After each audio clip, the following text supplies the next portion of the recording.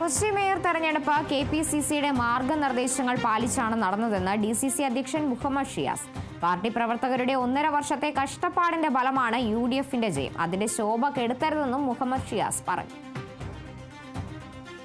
KPCCക്ക് ഈ തദ്ദേശ തെരഞ്ഞെടുപ്പിന് ശേഷം അധ്യക്ഷ സ്ഥാനങ്ങളിലേക്ക് തിരഞ്ഞെടുക്കുന്ന ആളുകൾ ഏത് രീതിയിലാണ് വരേണ്ടതെന്നുള്ള ഒരു മാർഗനിർദ്ദേശമുണ്ട്.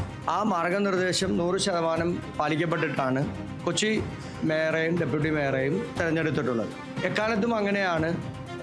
കൊച്ചിയിൽ അത് 2010-ലും അതിനുശേഷവും ഒക്കെ ആ രീതിയിലാണ് മേയറേയും ഡെപ്യൂട്ടി മേയറേയും എല്ലാം തിരഞ്ഞെടുത്തത്. ഈ കോൺഗ്രസിൻ്റെ ചരിത്രത്തിലെ ഏറ്റവും വലിയ ഒരു വിജയമാണ് തദ്ദേശ തെരഞ്ഞെടുപ്പിൽ എറണാകുളത്ത് ഉണ്ടായിട്ടുള്ളത്.